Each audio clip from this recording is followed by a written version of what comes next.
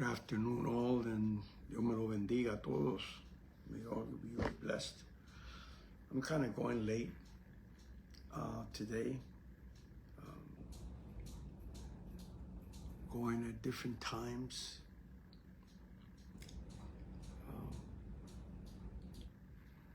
My name is Francisco Paco Lugo Viña. I live in Delray Beach, Florida. I'm 87 years old. I'm a new transport from New York City, where I lived for a long, long time. I lived in New York City since I was 8.5, 9 years old, when I went there from Puerto Rico, where I was born, in Bayamón. I lived here with my wife, my friend, my partner, my companion, Noemi Santana, an incredible human being. Today I'm kind of wearing a little bit of a priestly. I'm wearing my raka suit. This is the original raka suit that I got when I became when I got Jukai, but actually I got this when I became a priest. When I became a beginning priest.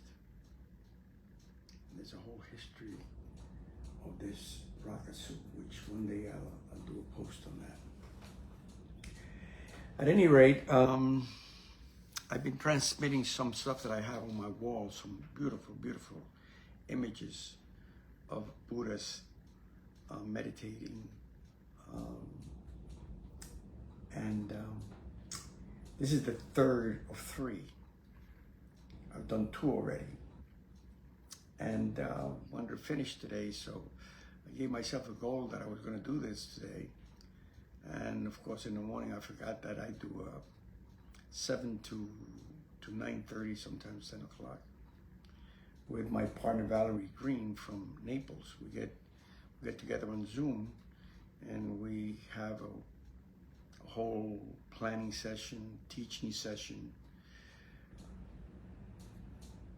She's 41 years old and a full musician in many, many ways, 2 children. She lives with a partner and a teacher and a healer in many, many ways. Valerie Green. Yeah. So we do that every morning, every Monday morning. And we both look forward to our 7 o'clock, beginning at 7 o'clock journey. And I was doing that. And there were some other things that I need to do, and all of a sudden I remembered that I had set as a goal that I was going to do this 3rd explanation on the 3rd image that has been on my walls for a long, long time. I do not truly remember where we got these, but I believe that we were traveling. My best guess that these came from India, Kathmandu. I do not think that on our trip to Tibet we purchased things like this. There's no way we could have carried with the packs that we had. So, be that as it may, they're beautiful. I hope that you can see them. I tried my best to set up the lighting correctly so you could take a good look at it. With technology today, you probably have a way of enhancing it and making it larger.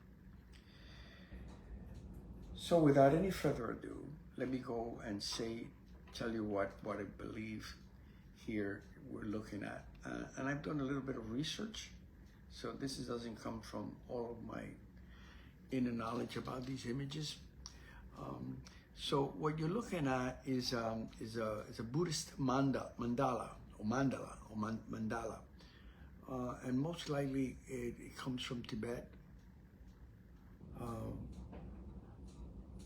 By Vajrayana tradition, and it's not just art. In my opinion, it's kind of a depiction of consciousness itself. So the mandalas are sort of a sacred map, a map for spiritual traveling. Mandala in Sanskrit means circle or sacred center. And it mostly is a representation of the universe, the mind, and your path to enlightenment.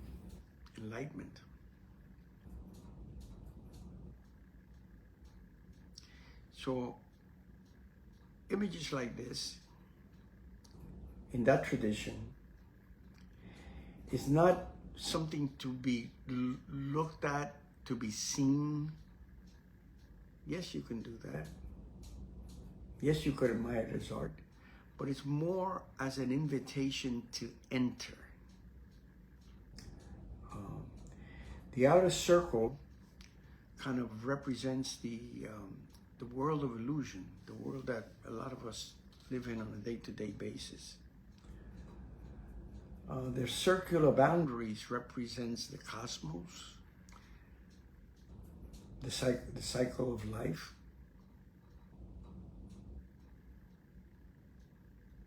All the joys and sufferings of the circle of life, the samsara.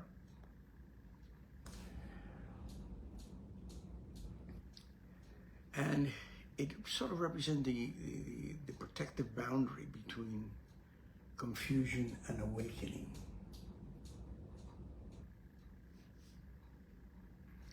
So there is always in these Tibetan and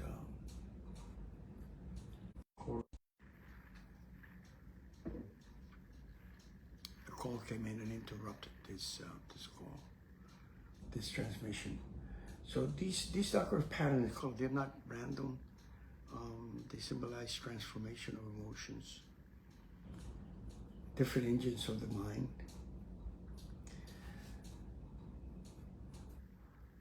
There you see kind of looks like a cross, but it looks like a square. It represents like the four gates in our tradition of entry to awakening. It's sort of like a cross-like structure with opening in four directions. These are sacred gates, some of which we talk about the east, south, west, north. They symbolize entry into awakened awareness. The idea that truth from multiple other directions, entry points,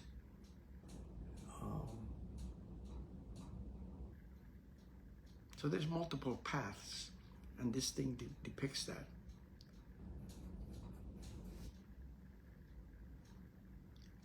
So, you know, we talk all the time that in Buddhism we respect all forms of practice, all religions. We incorporate, we enhance that, because for us there's many doors. One awakening for everybody, well, many doors. At the center of this figure, you see a meditating figure, likely, I would say, a Dakini. It's probably a Tara. It could be a Buddha or Bodhisattva, but it's a Tara, the Dakini. One of the deities, depending on which lineage that we're looking at. And the center represents your true nature, the awakened, peaceful, compassion mind. Everything radiates from and returns to this center. The mountains, the rivers, the clouds, just to remind us that awakening is not separate from life. That we're not talking about escaping, which a lot of people sometimes think of our practice as sitting on the cushion and escaping, or going away to India and escaping, or going on for a month retreat and escaping. There's no such a thing as escaping. So it's such an illusion. It's more about integration. How do we integrate all of who we are, all of our lives in a joyful way? And how do we create balance with all the things that we deal with on a day-to-day basis, which sometimes is not necessarily so pleasant, but we deal with it. So the image is about a journey. So you begin with the outer world of distraction, confusion. You pass through the gates, practice, discipline, insight. You arrive at the center, awakening, presence and presencing. And then you return to the world with wisdom. That is the way of the Bodhisattva and the vow of Bodhisattva.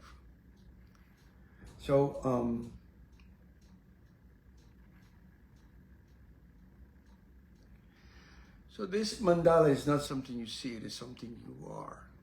You are that mandala, all of you. The outer circles can represent our thoughts, our stories, of which we have many, I have many, our identities, which I have many, and you have many. The gates are our practice. Breath, stillness, awareness. And the center is what never moves. It's where that true teacher exists in you and me.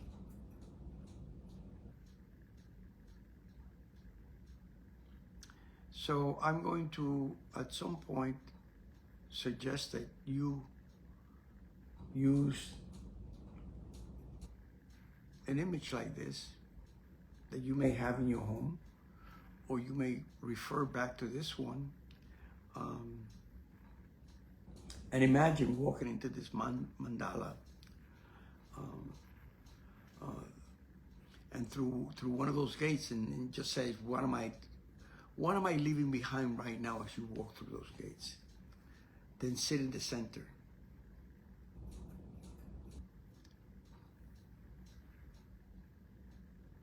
So you can turn this into a practice, into a full mandala, into a full practice for yourself. I'm going to leave you with this. It's a short one, but I'm going to leave you with this, that I hope that this serves. I hope that you can use it. You can get in touch with us meaning Valerie and I, through Viejo, B-I-E-J-O, Paco, P-A-C-O, 86 @gmail.com. Viejo, B-I-E-J-O, Paco, P-A-C-O, 86, the number 86. Not written out, just the numbers 86 @gmail.com. And any questions that you may have, any comments that you may have, we're very happy to answer you back. As they say in Puerto Rico, when people come into a house, they say bendición, and the people there say Dios te bendiga. They say, please give me a blessing, and you say, may God bless you. And when you leave, the departing gesture is bendición, give me a blessing. And again, mostly the elders will say, Dios te bendiga, may you be blessed. And it's less religious and more like a spiritual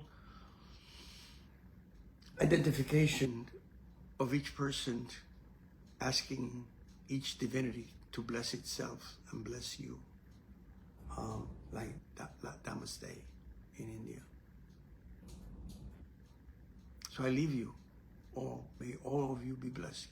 Que Dios me los bendiga a todos. Hasta la próxima. Until next time, be well, be blessed on this gorgeous Monday, April 13th, 2026.